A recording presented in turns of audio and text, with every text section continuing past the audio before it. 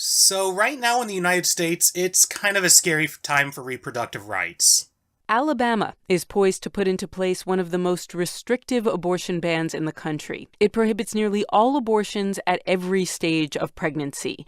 The only exception to the ban is if the woman's life is at serious risk or what the bill calls a fetal anomaly. First, Georgia and now Alabama have passed restrictive abortion bans. And it's actually definitely not a surprise. With a 5-4 conservative majority in the Supreme Court, it's only a matter of time before the Supreme Court again hears a case about abortion. So if there were any time to fuck with women's reproductive rights, right now would be the time. For right now, these laws are being stayed, but the future isn't exactly looking promising. 46 years ago, in a 7-2 decision on the Supreme Court, the justices decided that women are entitled to an abortion if they should so choose it, in Roe v. Wade. In 1992, Planned Parenthood v. Casey, this one, the court decided that it was okay to put in some restrictions as long as it wasn't an undue burden. For nearly 27 years, there hasn't been much that the Supreme Court has said on abortions one way or the other. So conservative hysteria has been brewing for a while now, and while we're staring into the abyss of Gilead, I thought it might be best to take a look at one of the more recent depictions of abortions in prominent media.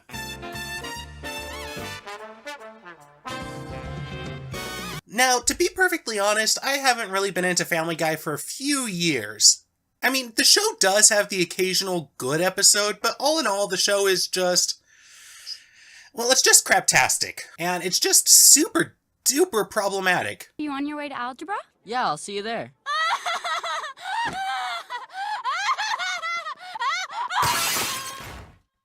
You're awful! The preceding joke was brought to you by men. Men, we don't know what we did. You must impress that ultra-booming, all-consuming, poorly grooming, Down Cinderella girl. The house is a dangerous place for today's modern woman. Rickety staircases, faulty wiring, gay poltergeists. Boo! To that outfit! Although that really hasn't negatively impacted the show that much. There have been 2 episodes that did not get picked up. First, there was Once Upon a Weinstein, which Fox decided not to air as they felt it might be offensive to Jewish individuals. Fun fact about this episode, it was directed by Dan Povenmire, one of the co-creators of Phineas and Ferb. Wondrous dancing speck of white, I need a Jew.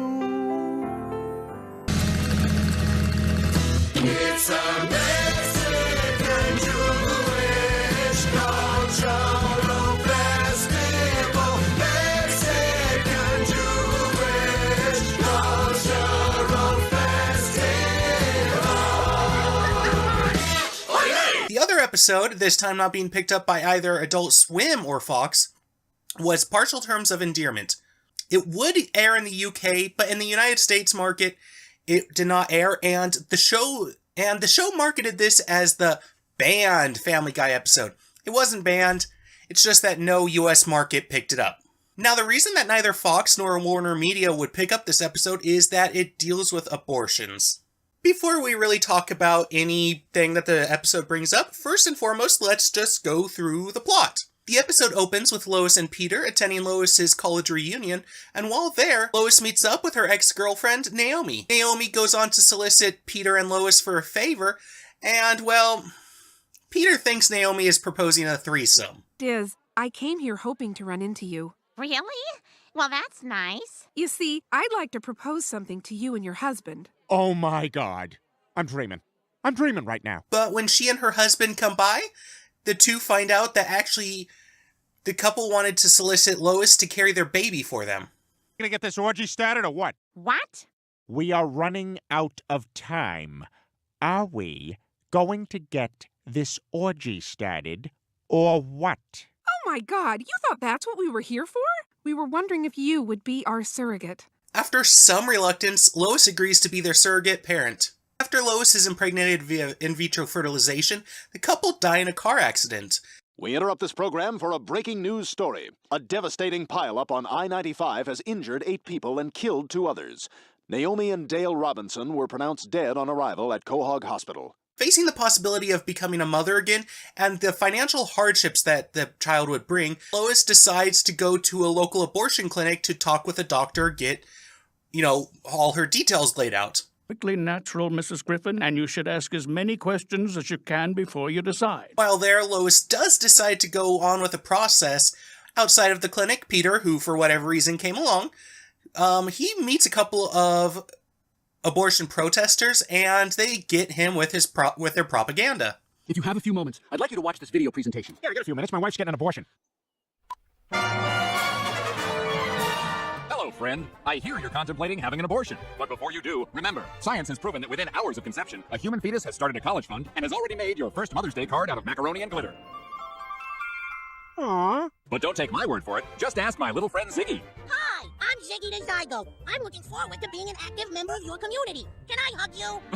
Of course you can, Ziggy. Because even though they're not visible yet, you already have tiny arms. Arms that will one day work, play, and fold in prayer. Yay! But, uh-oh, what's this? Oh my God! Well, he's gone. Just like so many other promising human lives who were probably snuffed out by abortion. Like... Nice going, Schweinhund. The fourth stooge. That's right. There were supposed to be 4 stooges. It was gonna be hilarious! And Osama bin Laden's America-loving older brother. I would have talked him out of it! Wow. Thanks a lot for 9/11, abortion enthusiasts. And remember, not only is abortion murder, but it's also larceny, jaywalking, and securities fraud. And did you know the baby you're aborting may also have a baby inside of it that you're also aborting? Now that you know this, do you want an abortion? No, I do not. Fun fact, this main protester here, he's voiced by Will Wheaton. Really, the rest of the argument is an argument between Lois and Peter and the ethics of abortion. Okay, Peter, if you're so pro-life, let me ask you this. Would you go down to the orphanage and claim an unwanted baby and take care of it? No, Lois, I'm here to save the unborn. Once they get out of the vagina, they can go f*** themselves. And heretofore in the episode, Peter was actually pro-choice, but the propaganda caused him to become anti-choice. There you go, Lois. We abort it. Send it on up to Dale and Naomi. Well, they're probably waiting for it anyway. It's still a person, Brian. It's a woman's responsibility to carry it to term. The final shot of the episode is the family gathered around the table, and Lois is talking about how they're going to be introducing a new member of the family and how it'll be hard, stuff like that. And Peter just quickly says, she got the abortion, and credits. Well, I think we made the right decision. I mean, sure, having a baby costs a fortune. There's cutbacks on things we love. There's diapers and crying and late nights with no sleep, flu shots and mumps and driver's ed and college tuition. But you know what? It's one more person to share the world with. Another little voice in the back seat of the car. One more Griffin to love and to love us in return. We had the abortion. Now that we've got the plot out of the way, let's go on and discuss things that I like about this episode. First and foremost, I like the fact that the creative team decided to take on abortion for an episode. It's not the first time it was brought up in Family Guy or American Dad. This is the first time it was the main focus, and Family Guy's main demographics is young males. And here's a TV show that caters to males talking about abortion. Second, this animation right here. It's simple, but it's a really good shot. Oh, I am. Prouder than when I was a peacock. Griffin, nice work on the Anderson account.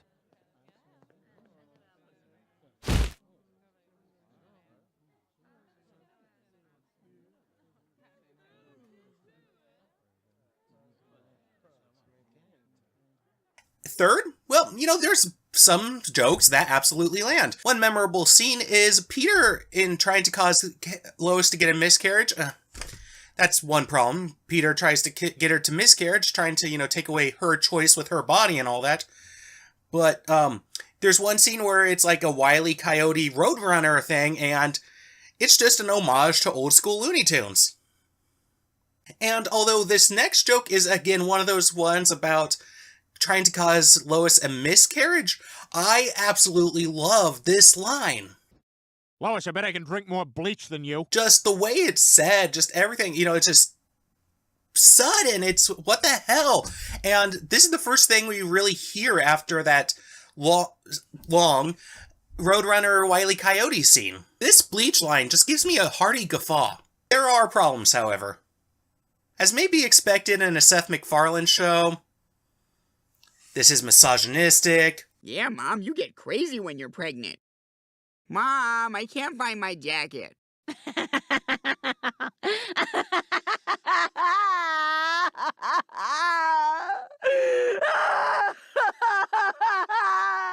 racist. We're here to dance for the kids. Run, 80s black guys! You're no match for the 90s black guys!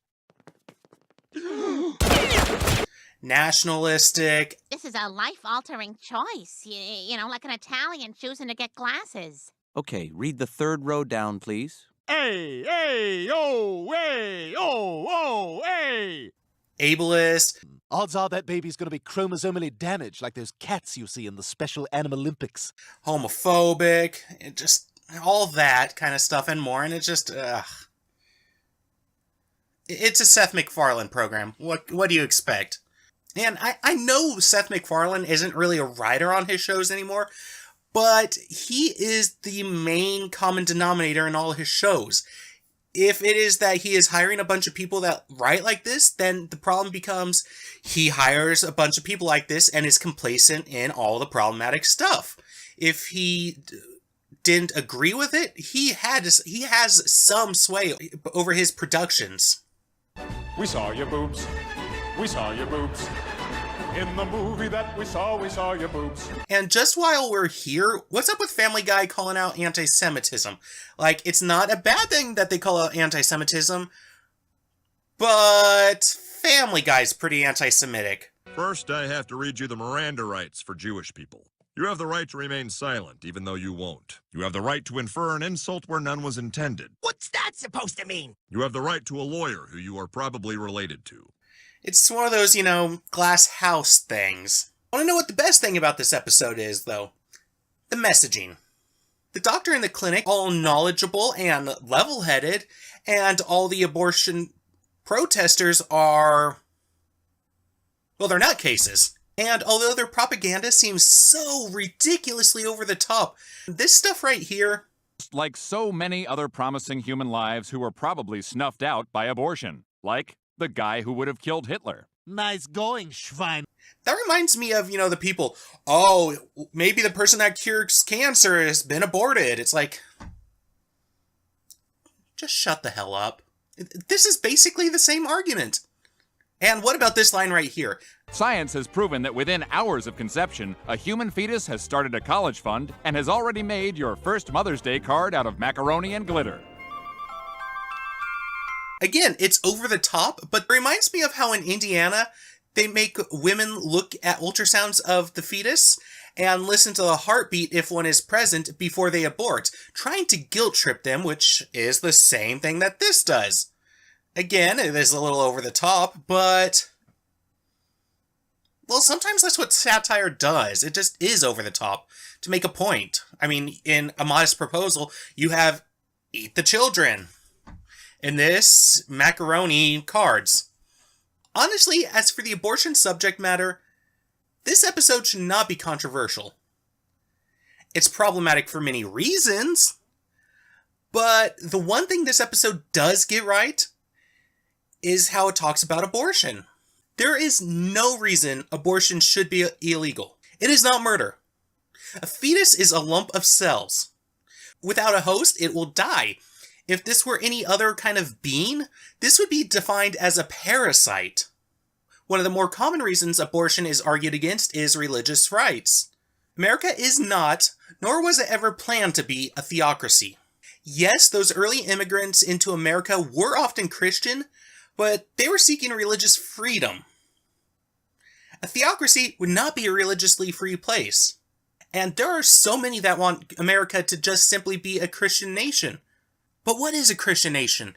Is it Catholic? Calvinist? Methodist? Is it Baptist? Is it Latter-day Saints? Is it Seventh-day Adventist? There are so many variations on Christianity. If you are someone that wants a theocracy, I have to say this. Statistically speaking, the version of Christianity that would be picked as the government religion would almost certainly not be yours. And your style of Christianity would be persecuted. And real persecution, not any of that God's not dead bullcrap. Real persecution. The fact of the matter is that we are in a scary and dangerous times for reproductive rights. And it may feel like there's nothing we can do, but there are some things that we can indeed do. For those living in the states that have passed or are going to be passing any bills restricting abortions, call your lawmakers. Let them know that if they don't change, you will vote for somebody else. that they don't represent you, and as such, you don't have a second thought about voting for somebody else. And even those of us outside of the states, we have things that we can do too. We can donate to Planned Parenthood and abortion funds. You can volunteer to be muscles at the clinics. I mean, they have those protesters. They need people to help bring people in. Volunteer and help get the women in there safely past the protesters. You can donate funds to those running against those who voted for the ban. You can join a rally. You can boycott any company that decides that they're not going to take their business away from those states. But also, what we should all do is register to vote. The 2020 elections are not far away. Registering to vote is quick and easy on vote.org. Just get in there, get it done, 5 minutes, you're out. And sure, that might mean you get jury duty, but I mean, if that's the case, then your life is a week-long episode of Law & Order, and, who doesn't love Jack McCoy? So let's get out there and prevent the rise of Gilead.